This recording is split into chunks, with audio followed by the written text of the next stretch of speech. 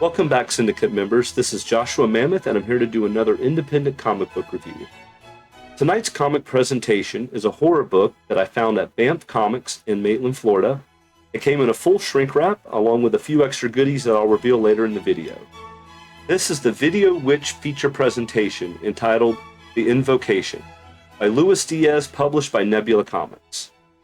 The cover here is absolutely amazing and is what drew me over to the book. The design is made to resemble an old-school VHS cassette box, complete with genre and sell price stickers.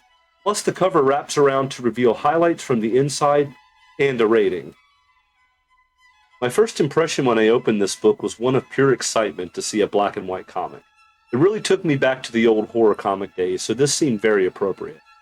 However, before I could even start the first page, the inside cover caught my eye. Take a look at this. Already so much to dissect, but I'll just stick to the top hits for me. First was the rental sticker, the rated R comic format, and best yet, I'm getting 3 reads out of this biscuit. Alright, let's dive in. Right off on page 1, we meet our main character, Video Witch, rocking a classy Hell Yes t-shirt, and she's here for a dose of rental exorcism. Rental exorcism?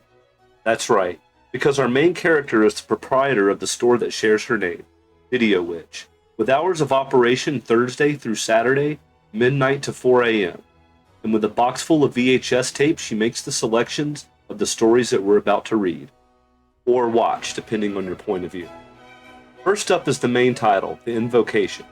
And I absolutely love how Lewis transfers us from the VHS to the comic. This first panel is pure magic, complete with auto-tracking and play. The story begins with Manny, our lead character, breaking up with his girlfriend Consuela over a payphone. Things become heated pretty quickly, at least on Consuela's side, and Manny leaves her hanging, literally, to go to his job at Top Video. Upon entering, we see a couple of kids trying to rent a horror movie, but unfortunately, Manny's uncle won't rent it to them. The kids leave, vowing to return, while Manny explains why he's late. But first, let's take a minute to enjoy the inside of Top Video here.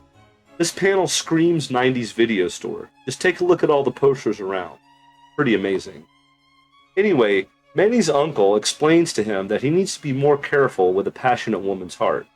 He knew Consuela's mom back in the day, and apparently, she was a little crazy. And at the end of this scene, Manny, ever so confident, says that he can handle Consuela. And that's when the mom from the kid that we saw earlier walks in to pick up the video, but is told by Manny's uncle that it's been rented out. And now we meet Consuela, who wants to invoke herself at midnight. She has a picture of Manny, the art of summoning, and her friend Anita. Unfortunately, it seems that Anita has been seeing Manny behind Consuela's back, and that's why she feels that she should help her invoke herself. Anita, however, thinks it's a terrible idea. Consuela continues to set up, telling Anita of the time that Manny switched the Night Fright movie out with one of him dressed as a, quote, broke-ass vampire. Anita, unaffected by Consuela's story, dips out. Now back at Top Video, Manny announces 10 minutes until closing time. That is, midnight. But first, check out the aerial shot of Top Video here, and also check out this poster that closely resembles the Kung Fruit Club. Manny answers the phone to a hysterical Anita, trying to warn Manny that Consuela knows about them. Now sit back, Syndicate members, because here's where it really gets good. We see Consuela playing the Art of Summoning VHS, along with Manny's picture taped to the TV. And I'll say that the transformation scene here is worth the price of admission. In the next scene, we have Manny and Anita outside Top Video, and our ever-confident hero, Manny, once again bragging that he can handle Consuela. And that's when he gets smacked right in the cheek with Anita's blood. And not just Anita's blood, but blood splattered from her own heart. Consuela ripped it from Anita's chest and smashes Manny right in the face and through a glass door. Manny tries to escape, but in true horror fashion, Consuela is already ahead of him, and she's ready for the kill. The black and white blood work here is pretty amazing. Check out these panels. Right when we think Consuela is about to get her revenge, Manny shouts the rather odd words, "I vaunt you," triggering a memory for Consuela about the broke-ass vampire VHS tape that she mentioned earlier. This causes her to transform back, and very emotionally asks Manny why he dumped her. And then, snap. Manny breaks Consuela's neck and says, "You went through my stuff and took my summoning tape." The story ends on an old school TV, with Video Witch questioning the ending, and once again delivers us her witty sense of humor. Afterwards, she busts open a mystery box full of all new VHS tapes. But tonight, she's sticking to horror, with the feature presentation called O-Dokuro. The spirits of the dead rise up and join forces to exact vengeance from the living. Story and art by Jewell. We have another great horror story here about an ancient spirit called the O-Dokuro. It awakens the dead, fusing their bones together into a huge, menacing skeleton creature. Seriously huge. Look at it tower over these skyscrapers. And then check out this excellent cityscape here about to be wiped out.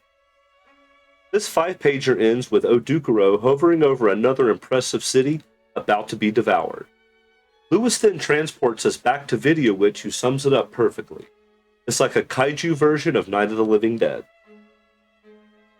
With one more look into her mystery box, reveals a vintage tale from the Chamber of Chills, originally distributed by Harvey Studios, called Operation Monster. This is a pulp horror comic that has a few twists and turns. Doctors are performing brain surgery when the scalpel goes too far and hits the innermost part of the brain, transforming the patient into a raging beast. Being responsible healthcare providers, they join together and lock him up on the abandoned top floor. Unfortunately, the transformation also gave him the strength of 10 men, plus brutal animal instincts. He easily escapes, busting through the wall like the Kool-Aid Man, and then goes through a murderous rampage, killing all of the hospital staff except for 2. Dr. Phillips, armed with a needle containing the only drug that can stop him, drops it after the monster swings in through a window and scares him. Also noted here by Video Witch. After successfully killing yet another female nurse, he then traps Dr. Phillips in a room. Cornered, Dr. Phillips throws and hits the monster in the head with a metal weight. Yes, he actually says metal weight. However, throwing this weight causes a carelessly opened bottle of volatile acid to pour onto the doctor's face. And by the time the police arrive, the monster, from the hit to the head, has transformed back into the patient with absolutely no memory. The doctor, however, is mistaken for the monster, and even after properly identifying himself, the police open fire. Video Witch sums it up in only the way that she can, and then informs us that it's closing time. Video Witch presents us with our very own membership card. Here's mine, and I had to personalize it. She reminds us that she's not stuck on any one genre, and with a beautiful, demonic smile ends the comic with, "You have been warned." And now for my favorite segment, what I liked about this comic. The facial expressions are outstanding. Luis really nailed these. From Manny, Anita, and especially Consuela.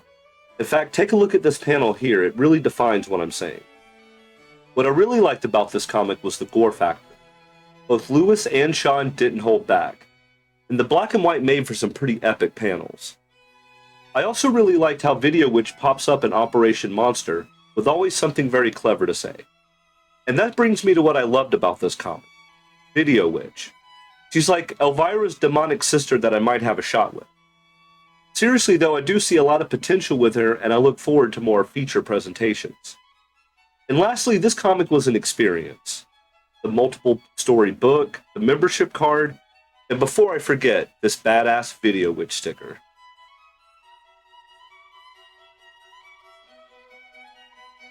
So that's all I have time for today, Syndicate members. I'd like to thank you for watching another independent comic book review.